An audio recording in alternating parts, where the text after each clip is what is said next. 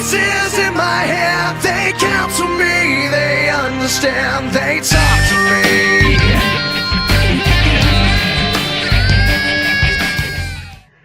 Well, folks, it was a big weekend this week in the WWE. Royal Rumble, one of the biggest pay-per-views of the year.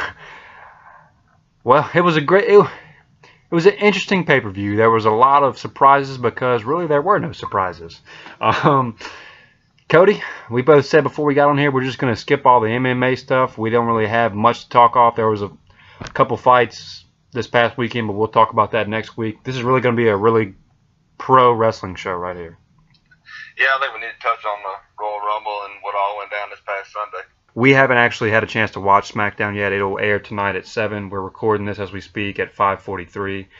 Just some scheduling issues. So we haven't got a chance to see SmackDown, but watched Raw last night. Obviously know what happened with the fallout with the Rumble and stuff like that. So next week we'll talk fallout for SmackDown and Randy Orton, Bray Wyatt, AJ Styles, John Cena, and those guys like that. Definitely a big step leading into WrestleMania. Absolutely.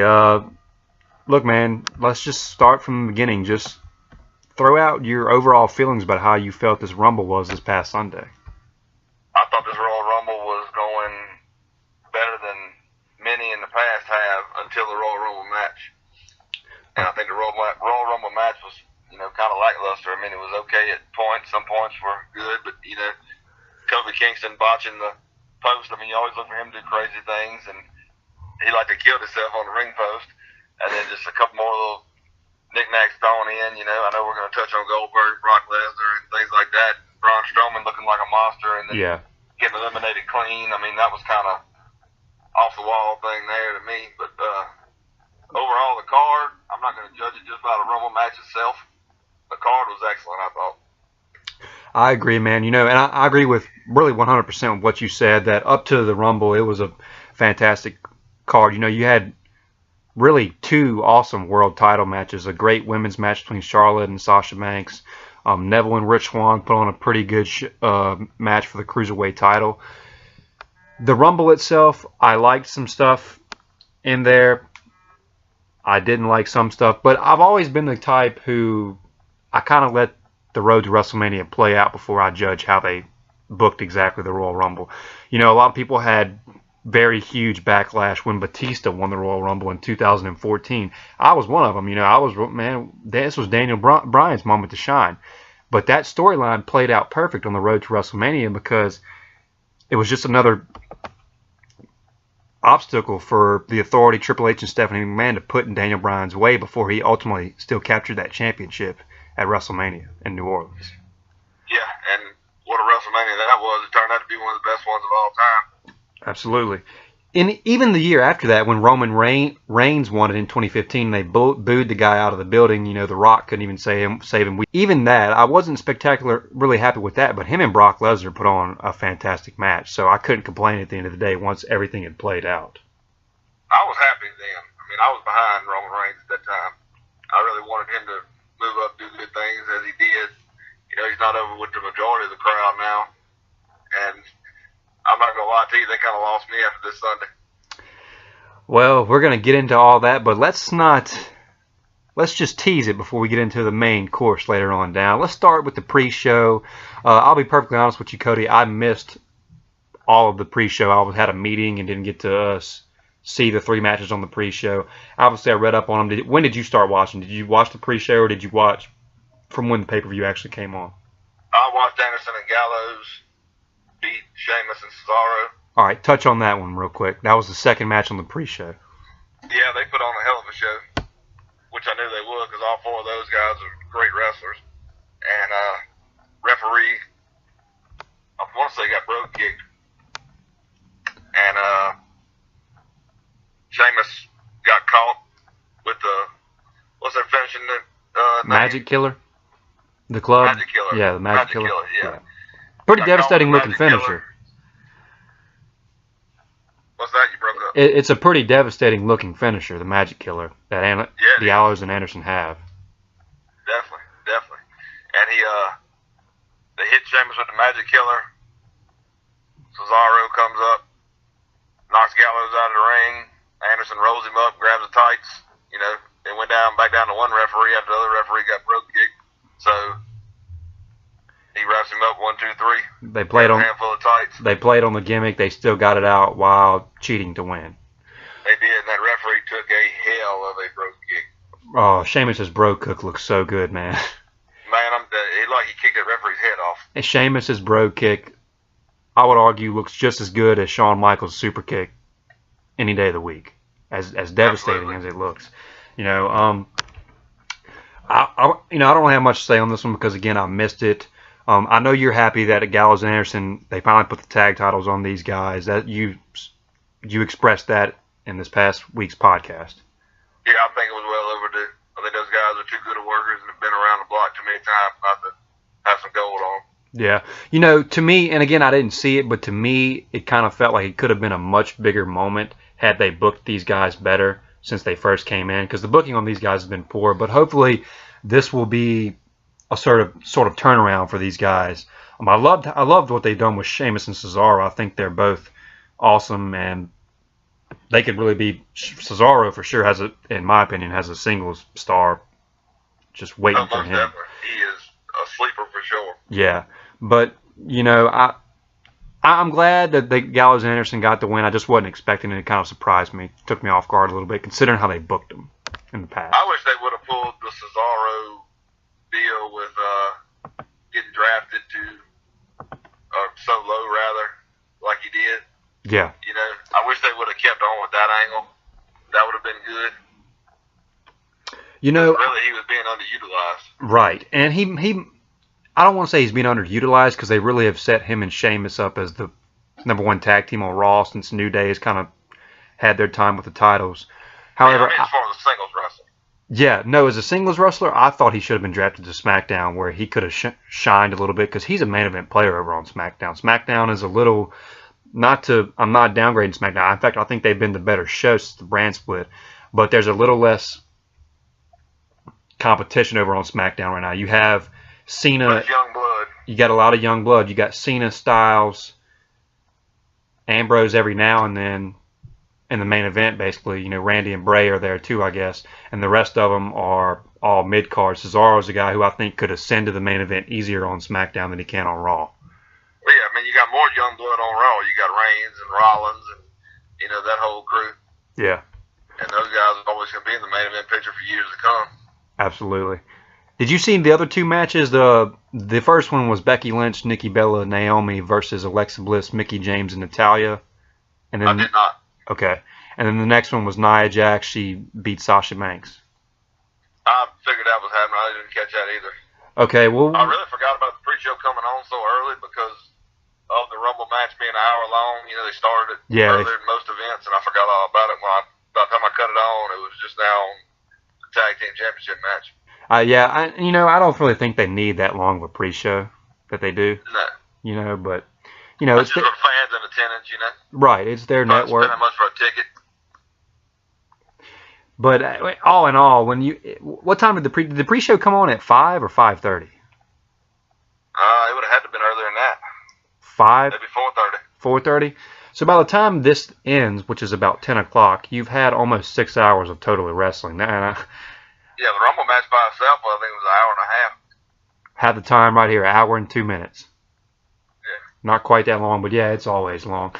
Just briefly touch on these top two matches, even though we didn't watch them. Becky Lynch, Nikki Bella, Naomi, they got the win. One of these girls will go on to face Alexa Bliss probably for the Women's Championship on SmackDown for the next program. As far as Nia Jax beating Sasha Banks, she beat her in 5 minutes, which... I don't have a problem with her beating her the way she did, and they said it was kind of a squash match almost. Banks tried to fight, but it really wasn't nothing because she's storyline injured with her knee. I just felt like they probably could have drug it out a little longer than they did, 5 minutes. Maybe jump that up to closer to 10, have her suffer a little bit more, maybe sell a little bit more, get over a little bit more with the crowd, and maybe Nia would have been able to look more, even more like a monster than she already does. I agree. Let's get to the main card. First match of the night on the actual card was Bayley versus Charlotte Flair for the Raw Women's Championship. Saw most of this match. Really liked what they did with this. Charlotte, I'm going to tell you, man, she is a superstar. She is. She is a hell of a performer, and Bayley wasn't far behind her on this night. No, this, and to me, this was the first good chapter in this feud because these two are going to have many matches down the line. You really didn't need to have a 20-minute match here with Bayley giving Charlotte all she could take. Charlotte dominated. I don't want to say dominated. She controlled most of the match, but Bayley had her spots and stuff like that. That natural selection finisher that Charlotte did to Bayley on the edge of the ring apron was sick. Yeah. She always pulls out incredible spots. She's been great at that since she came on. She's very athletic. And she's a big girl, too. Oh, yeah, she's very tall. I got a question for you. Do you think she is by far, the centerpiece of this women's division right now? Everybody loves Sasha, and she's a close number 2, but Charlotte, to me, is overall the better performer when you think about promos, really a little bit more durable than Sasha. That's not to say Sasha isn't far off. So to me, Charlotte is the centerpiece of this entire women's division in WWE. Do you think they keep her heel, or do they turn her babyface down the line? I think they're going to keep her heel as long as they can. She's a great heel. Eventually, a crowd will probably get behind her like they do most heels, and they'll be forced to turn her kind of like they did with the New Day. Yeah. But I say keep her heel as long as you can. It's interesting because there's not WWE style. They've never really built a division around a heel. It's always been the babyface. But clearly this division is built around Charlotte. Now the NWA was a little different. They always had Ric Flair as their centerpiece, and he was obviously the heel champion. And they'd put a bunch of babyfaces to chase him, whether it be Dusty Rhodes, Barry Windham, Sting, guys like that. So it's a little different that WWE is going with the heel champion as the centerpiece for what's going to look like a long time now. And that's a great point you made. You really don't. Back in the 80s, you had Hulk Hogan, then you had from Hulk Hogan, you went to pretty much Shawn Michaels, who was back and forth. Most of the time he was a babyface when he had the belt. And then you went to Cena. Yeah, the men's division has been a little different. You've always kind of had those baby faces that have really taken charge. Anything else you want to say about this match, man? I really liked the match. I thought that it was a good first chapter. I wouldn't give it an A+ or anything like that, just because to me it wasn't so good where it stood out a ton, but it was a really solid match and a good outing from these ladies. Yeah, I think they had a really great match. For women's championship matches right there with hers with Sasha Banks. Yeah. I think for a first match, like you said, it was really great. Let's move on to a match that the number 2 match on the card, main card that is, really just kind of blew me out of water just from the booking of this match right here. I didn't expect that this was going to be this good, but Kevin Owens and Roman Reigns put on a hell of a no DQ match for that WWE Universal Championship. They did, and like we talked about, man, both of them took some hell of spots in this match. Exactly. And it wasn't a spot fest either, though, Cody. They sold. They did great work. The only part I didn't really like about this, and this is kind of nitpicky, is, and we've talked about this with Reigns a lot, man. So Jericho's up in the shark cage, and he drops the brass knuckles to KO. KO puts him on and gets a lick out on Reigns to his face. Well, Reigns kicks out at 2 3/4, I've never seen anybody kick out of some brass knuckles, I don't think, since I've been watching WWE. Yeah, that, and most of the time when you see brass knuckles, you see a little color in there, too, True. Yeah, I wasn't expecting that. But other than that, man, that's me being nitpicky. That's just kind of me being I thought the same thing. Yeah, that's just kind of me being nitpicky as a whole with the product. They kick out of a lot of shit that I don't think they should, but... And then, me and you've been watching wrestling our whole lives years ago. Brass knuckles pulled out. That was the end of the match. Yeah. When Ric Flair used to do it, it was it. Yeah. But I love Jericho's antics in the Shark Tank, though. That was hilarious. It was funny listening to him yell the whole time. Get him, Kevin! Get him, Kevin! I was cracking up watching the match, listening to Jericho yell. Jericho's a great performer, man. And he kept yelling, "That's my best friend!" Oh, my God. Chris Jericho. Anything else you want to say about the match before we get to the finish? I'm like you, man. It blew me away. I didn't think it was going to be that great of a match. The chairs spot where Reigns Superman punched him off the turnbuckle and he fell and hit all the chairs was pretty damn cool. Yeah, and then the powerbomb through the table. What strength on Reigns, man, to pick up Kevin Owens like he did. Yeah. And not fall over. Right. KO's balance. KO can't be far. He's got to be 275 at least, a thick 275. No, let's get to the finish. Braun Strowman walked out and really, I expected something screwy and I expected KO to retain the title by something, but I really didn't expect Braun to come out. I guess I should have expected it because I figured they were going Reigns and Braun at Mania, but then the Rumble confused me entire after that. Yeah. So just... You called that spot. Man, the spot where... first of all, so Braun comes out, and did they really give any motivation for this? Did I miss this on Raw where KO and Chris Jericho had a conversation with Braun? Reigns and Goldberg speared Braun Strowman, and then they said Reigns speared him off the entrance ramp. Okay, I remember that, yes. Yeah, and they said that's the reason he was out there. But anyway, nevertheless, Braun Strowman comes out and destroys Roman Reigns. That choke slam on that table was hard to watch. Yeah, I watched it a couple times back and forth. Man, it looked like he hit it off the TV monitor. That's what I'm saying. Was that the TV monitor? Was it still in the spot? Yeah, he never moved anything off the table. I don't know if he watched it, just forgot to move everything off the table before he slammed him on it or what. Well, obviously... He didn't move anything. He just went straight up, down on the table. It was a brutal spot. Obviously, Reigns wasn't hurt, or if he didn't have a concussion or anything like that, or bust his head open, obviously, because he was in the Royal Rumble later on in the night. Yeah. But the smack sound that it made, I jumped off my couch and said, holy hell, like, what the heck?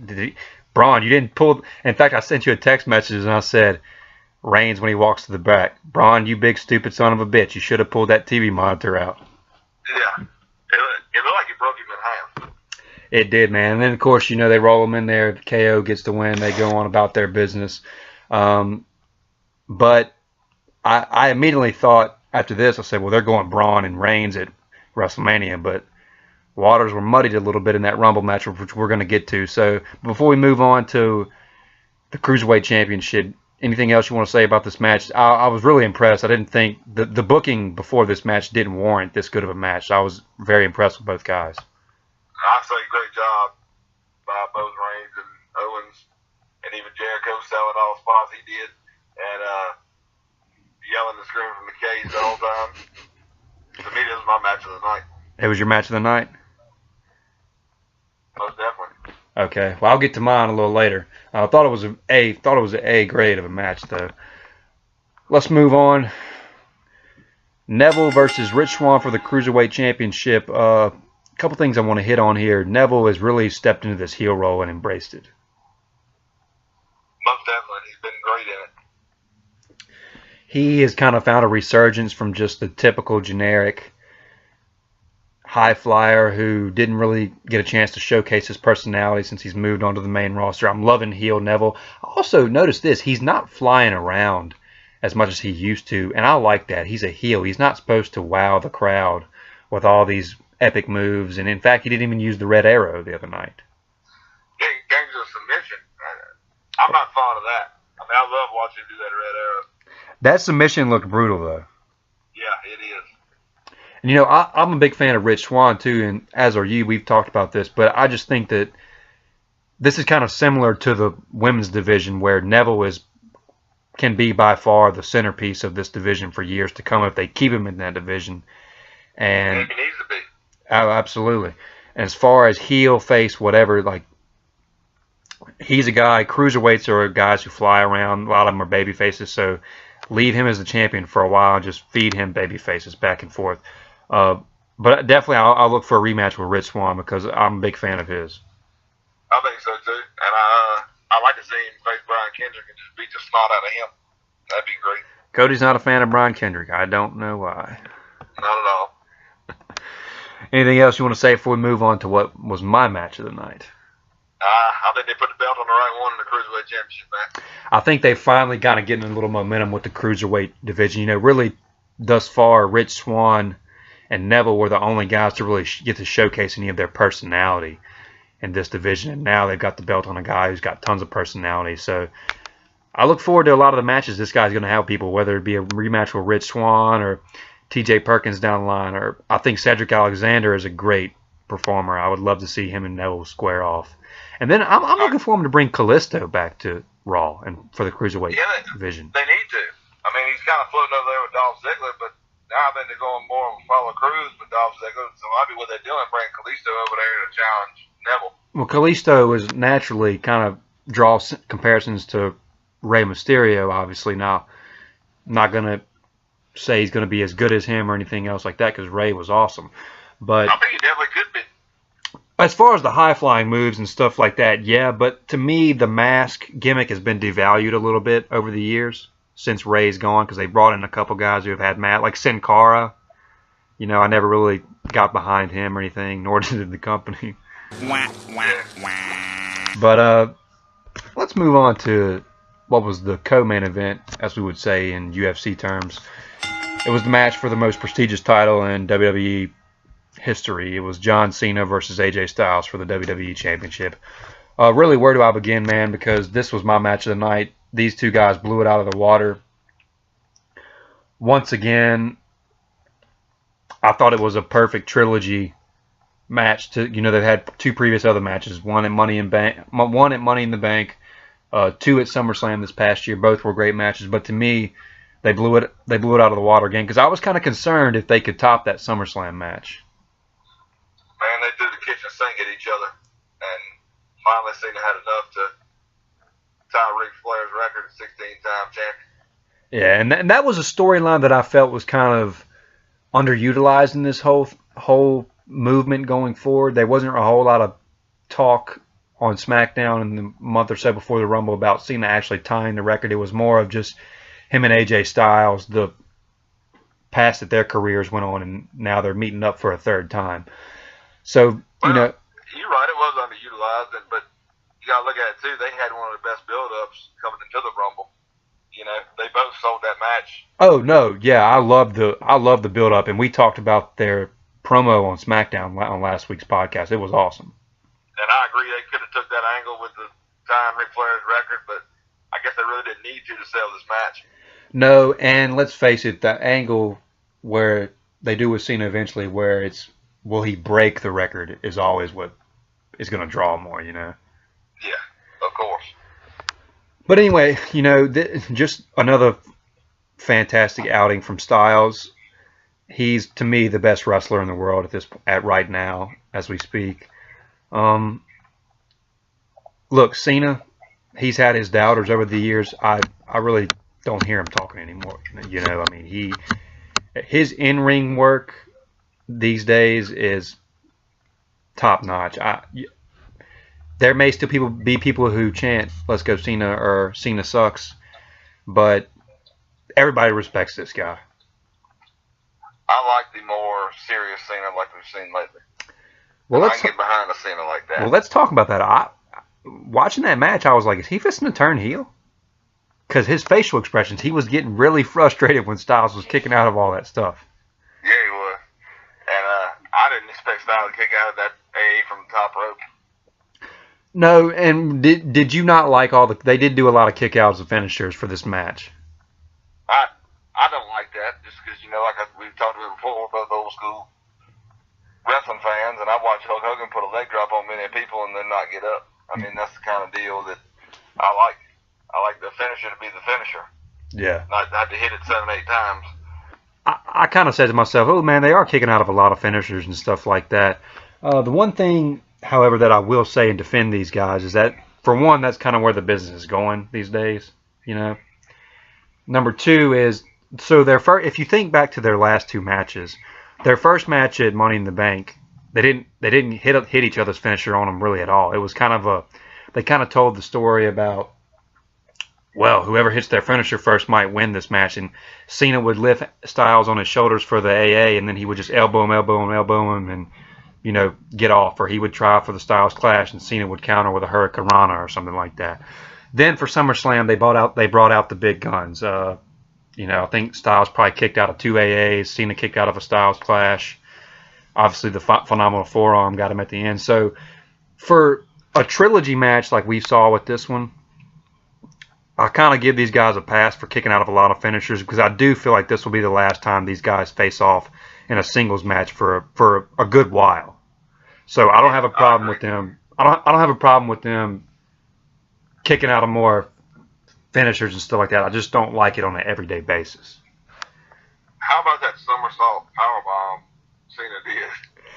Oh man, I was actually listening to Stone Cold's podcast and he was talking about that today, and he said, this is Austin saying this. He said, man, Cena is a phenomenal athlete and can do some crazy stuff in the ring. He said, I'll come out and say this right now. For every doubter that says Cena is not a good wrestler or whatever, I'm going to tell you right now, Cena's had more high-profile, career, better matches at this stage than I ever had in my career. And that was, for me, something hearing that come from Stone Cold Steve Austin, who's wrestled The Rock at numerous WrestleManias, and Bret Hart, and has numerous classic matches. The who's of wrestling legends. Yeah. But I really got to thinking, and I see where he's coming from. Cena this past 2 or 3 years had great phenomenal matches with a bunch of people. Then his program with CM Punk was awesome. Daniel Bryan. Even if you want to go all the way back to Edge, he used to have great matches with Edge. So, I was really happy for both of these guys. You want to talk about what the thing you sent me on Facebook with Kenny Omega? Kenny Omega said he could have the greatest match with AJ Styles or John Cena because he can make them look so much better. Because he's a better wrestler than both of them. Okay. My response to that is, if you think you're that much better, come over here and prove it. Yeah, I'm not going to hate on Kenny Omega for having some confidence in himself and stuff like that and saying that, but I will agree with you. If you think that you're better than them, come over here and prove it. And I have no doubt that he could give both of these guys a phenomenal match. But I think you would too, but don't stay in your little safe place and run your mouth. If you're going to say it, come back it up. You know what I mean? Yeah.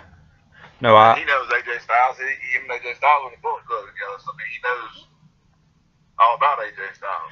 I haven't got to watch a lot of Kenny's work, so I'll have to go back and look at that. But, for me right now, I think, for me, Cena and Styles are the two greatest competitors in wrestling right now. And I don't watch a lot of New Japan and stuff, but for me, they're the two best in the business right now.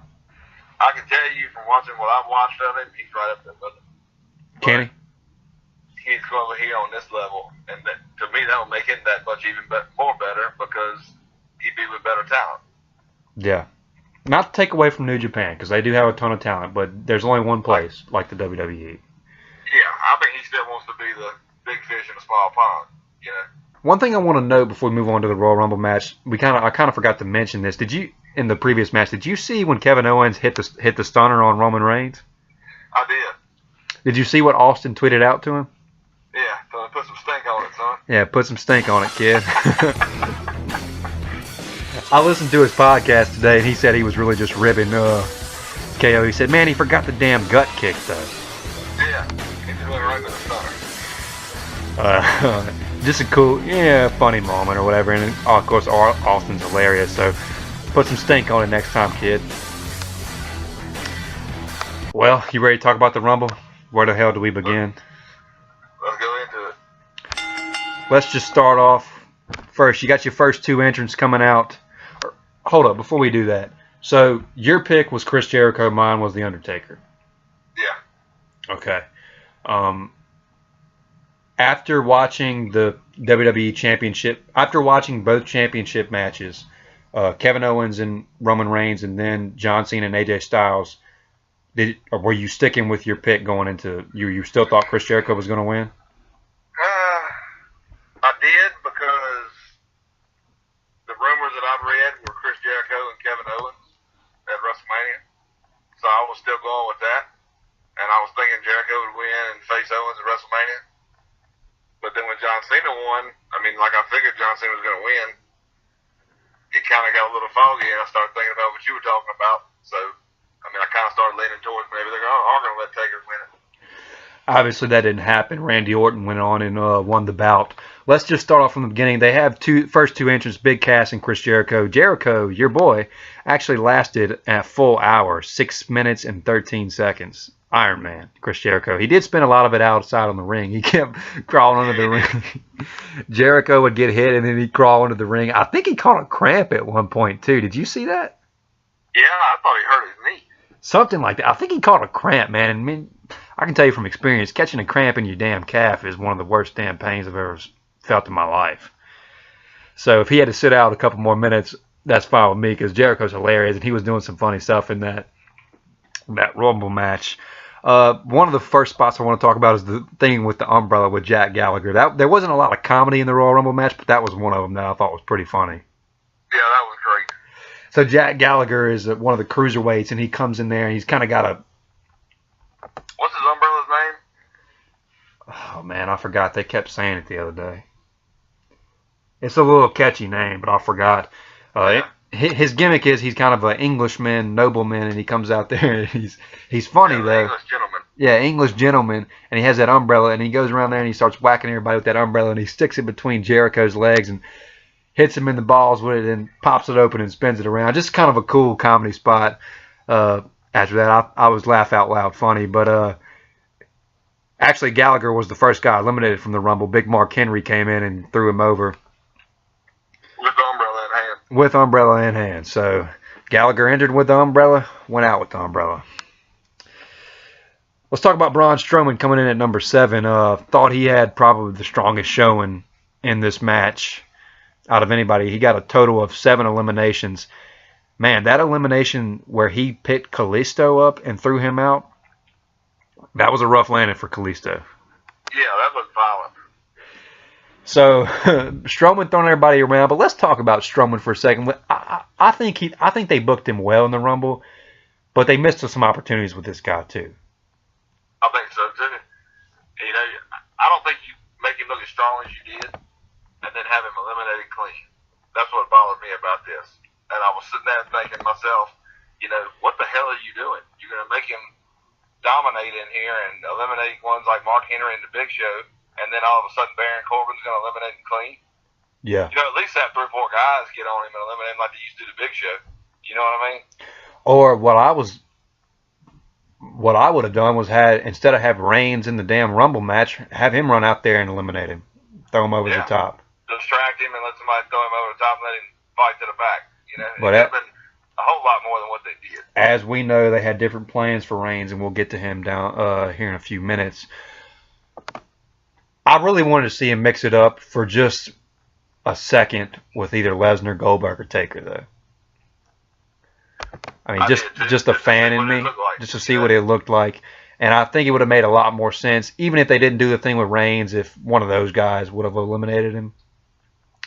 But I'm not going to complain too much here, because they did book the guy strong, and I think they have big plans for him. Let's talk about the guy who eliminated him, though. They made Baron Corbin look pretty good in this. They did. This too. He's been getting a big push on SmackDown too. He's been, you know, in matches with John Cena and Dolph Ziggler for a while. I think they're probably going to push him with Dean Ambrose here coming up pretty soon. They see a lot of potential in Baron Corbin. Oh, absolutely, yeah. So he lasted a total of 32 minutes and 39 seconds. I have it pulled up right here. He eliminated Strowman, which was his biggest thing of the night, but he really imposed his will the rest of the night. He was the guy on the spot with Kofi Kingston with the post, too. Yeah. We'll talk about that in a second, but overall, a good showing by Baron Corbin. He was eventually eliminated by The Undertaker. He doesn't lose anything by being eliminated by The Undertaker, though. Undertaker's a legend, so... Yeah, that's who you want to be eliminated by if you were in the Rumble this year. I did like the spot where Strowman cleared the ring and there was one man and he was in there waiting on the next person and comes Sami Zayn and he puts up a hell of a fight. Yeah. Because that's kind of his whole gimmick. Sami lasted nearly 50 minutes. Didn't get any eliminations, but really showed off well in the Rumble, I thought. The spot with the RKO in him was pretty cool. Yeah, it was. Did you see, now off subject a little bit, did you see how long that ramp was? Yeah, well, you know what I was thinking about whenever The Undertaker was going to come in he was coming in later, I said, are they going to really make him like walk to the ring with all the fire and shit real slow like he does? And then, of course, they hit the lights and he appears in the ring. But I kept saying that, man, this is a long ring. Because, you know, Cena usually runs down to the ring like a bat out of hell. And during his match with AJ Styles, he was really jogging down there. Yeah. It was like a cross-country race. It did, man. But they were in the Alamo Dome. It was 50,000 in there. So it was a bigger arena. That just kind of comes with the territory. But it looked like a WrestleMania entrance. I remember Sami Zayn running down and it just felt like it took him forever to get to the ring. Yeah, it did.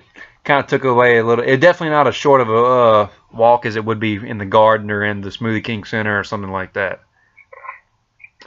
Coming in at number 10 was Ty Dillinger, really the only NXT guy in this match and really the only surprise guy in this match, too. He came in. He was eventually eliminated by Braun Strowman. It looks like they're going to kind of bring him up. He didn't show up on Raw last night, so maybe he's going to be at SmackDown, but I like this kid.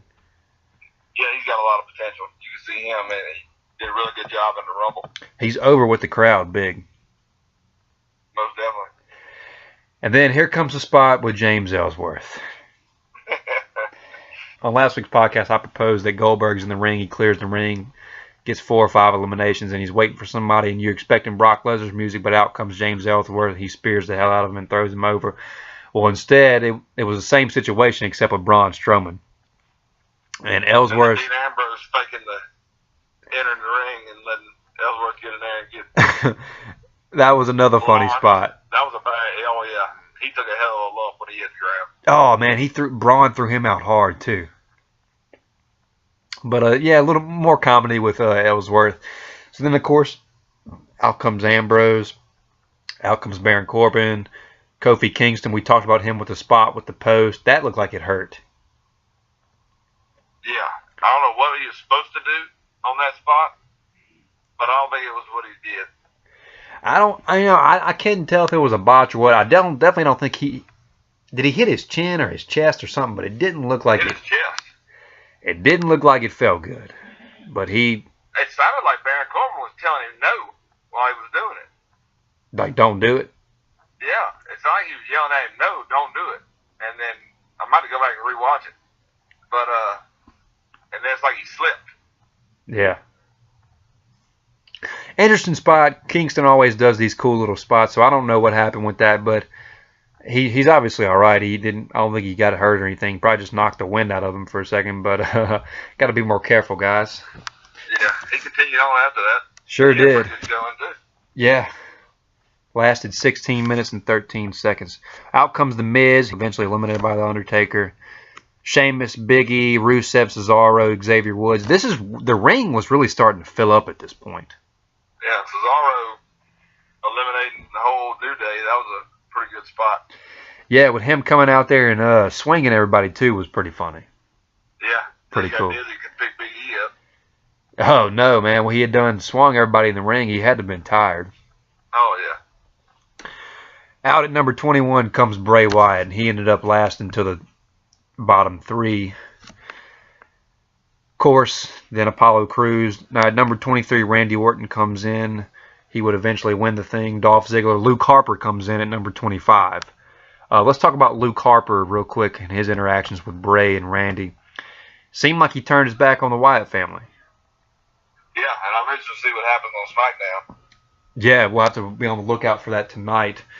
And we'll have more follow-up on SmackDown and a bunch of the SmackDown superstars who were in the Rumble, such as Randy, Luke Harper, Bray.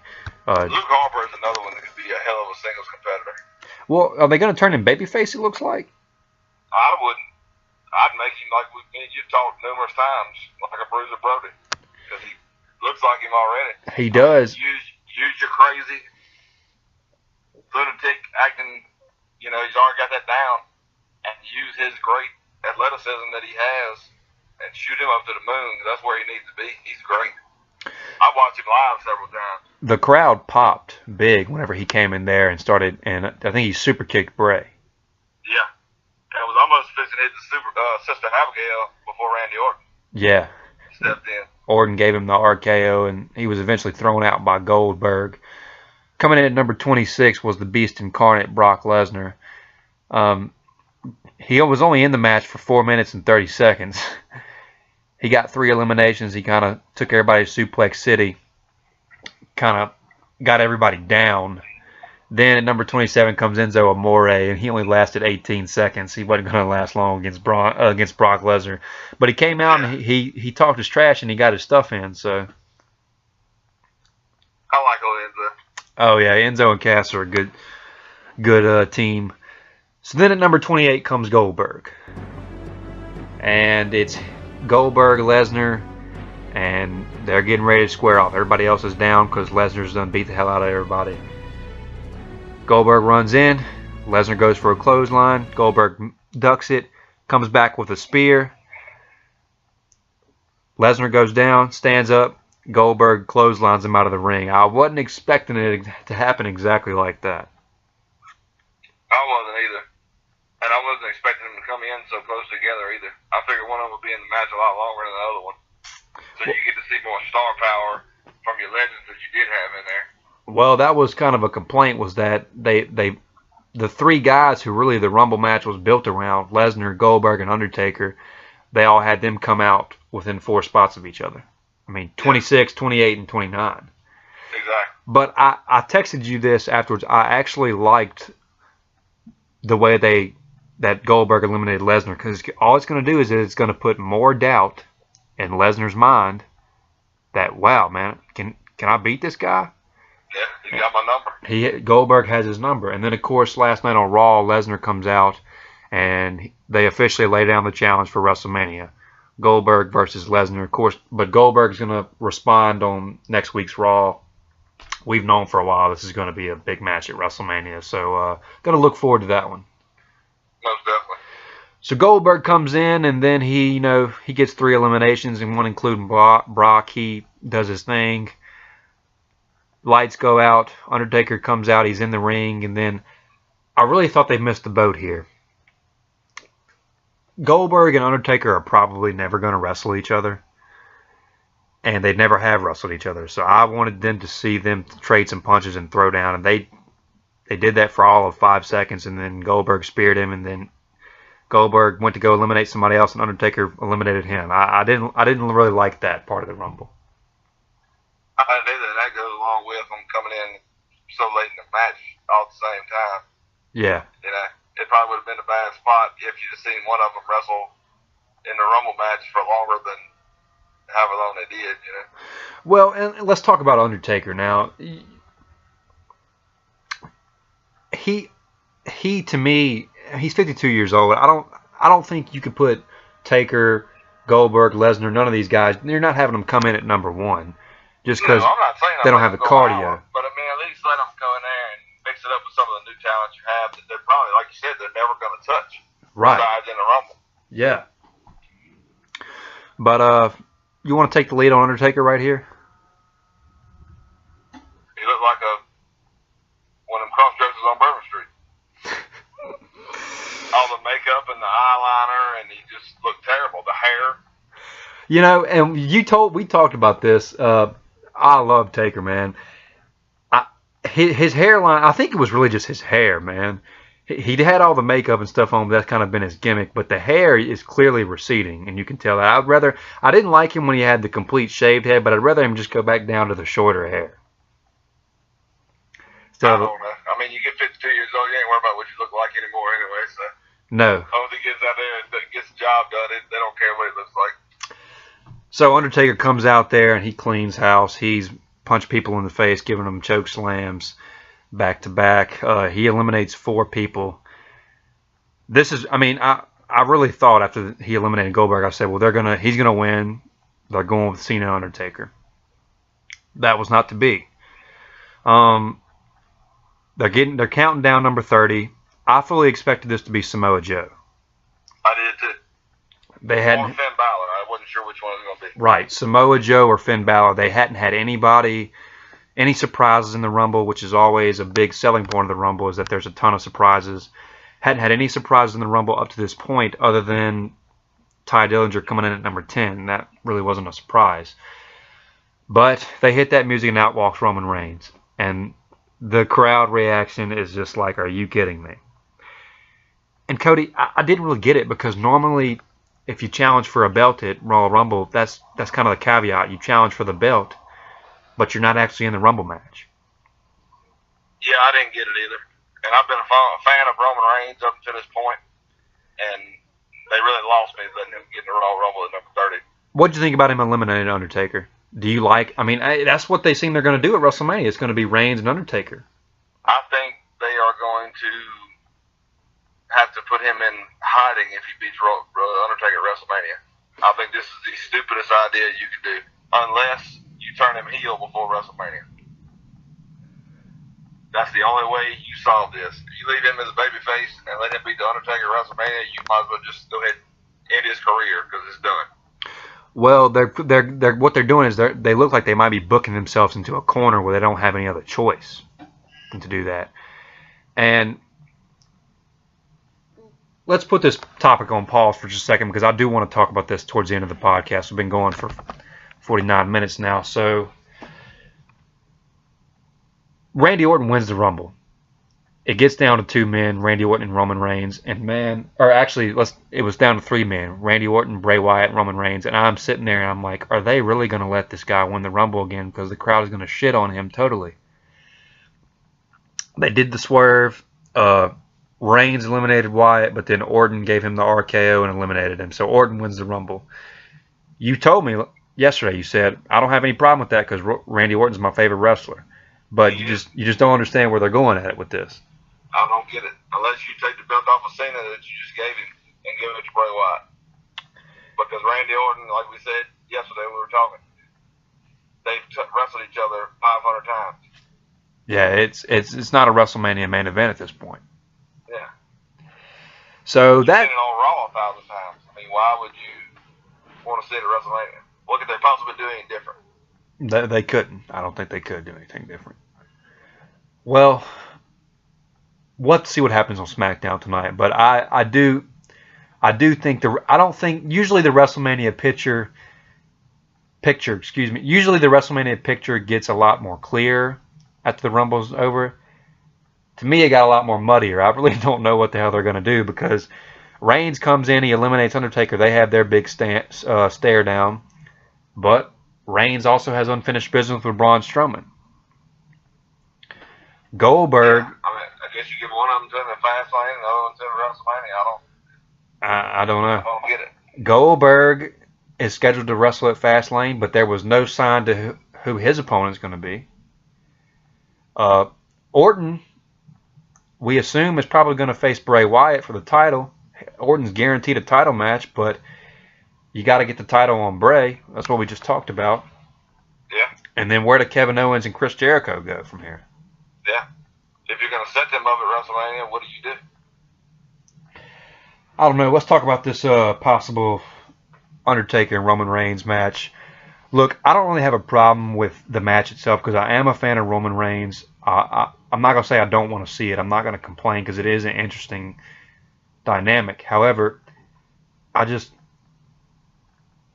a fan, I think that WWE, if they really missed out on the opportunity to do Undertaker versus Cena at WrestleMania, they're really going to regret it because I just think that's a match that we have to see.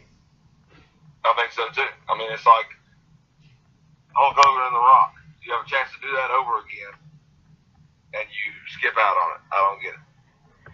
You know, and I don't understand. they could still get there. They could change their mind. I mean, I guess Reigns and Taker could wrestle at Fastlane,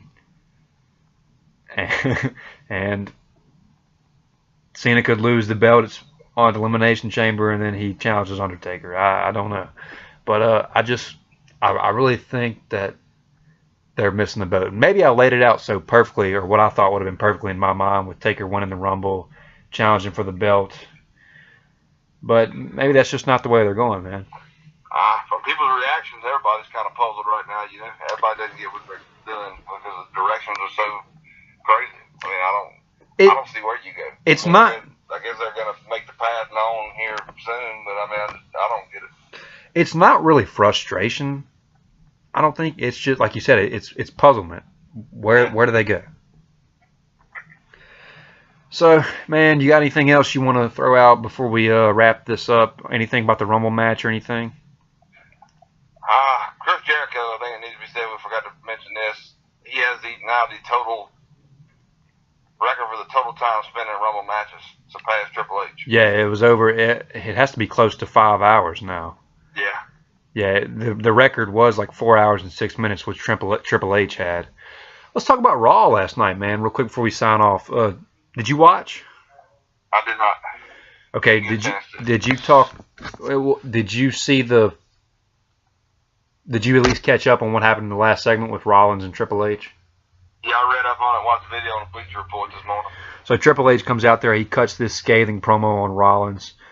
Rollins, you know, is on fire right now. He came out at NXT and kind of disrupted the show, and the crowd went crazy.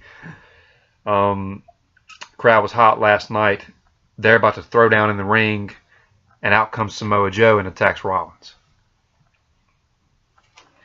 A great setup. A great setup, but again, where are they going with this? Because isn't it supposed to be Triple H and Rollins at Mania? Are they going to do Samoa Joe and Rollins at Mania with Triple H in his corner, or what's going on here?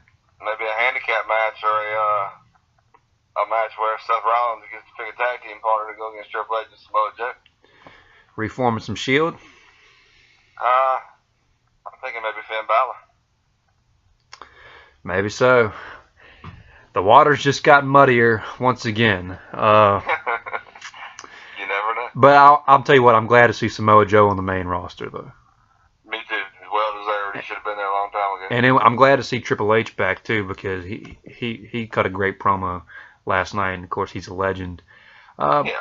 He adds another element to the show, you know? Yeah.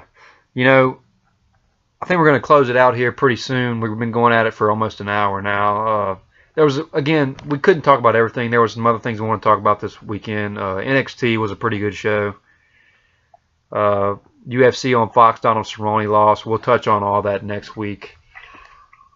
This was a Royal Rumble show, man. All the feedback, all the fallout.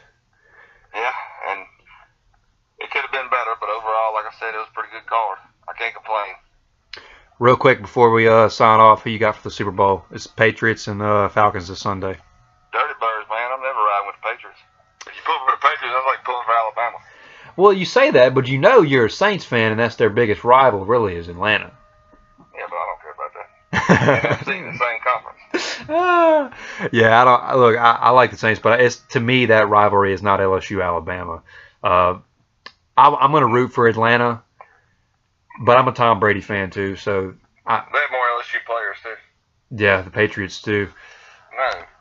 Oh no, wait, no, yeah, right. You're right. Atlanta does. Deion Jones and Jalen Collins for sure on Atlanta's team. Tyson Jackson, 3. Okay, you're right. In the past, the Patriots players have always had an abundant amount of LSU players. Yeah. So you like Tom Brady?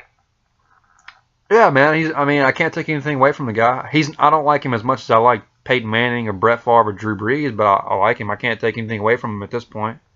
You know he likes his balls soft. All right, bye. Another Deflategate joke there. All right, so you're taking Atlanta. I'm going to root for Atlanta, but I will say I think the Patriots are going to win. I don't think so. I hope not. Alex Rabelais, I know you're going to listen to this. The bet's still on. I don't know what he's talking about. We'll leave it at that. I'll tell you. My buddy of mine is okay. a diehard Patriots fan. Okay. I told him every morning for the next year, if the Falcons win, I'm putting a picture of the Atlanta Falcons logo on his Facebook page every day. You're going to commit to that. That's a big commitment. Oh, yeah. Every day. Well, take a shower, brush my teeth, put the Falcons picture on Alex's Facebook. Where's he from? Is he from Louisiana, but he just likes the Patriots? Yeah, he's from Metairie. He's Okay. been a Patriots fan forever, he said. He likes Tom Brady, too. So what is he going to do if the Patriots win?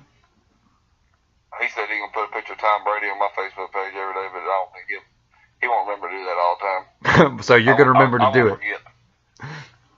All right, man. Well, a little bet between you and a fan of the show, Alex Rabelais.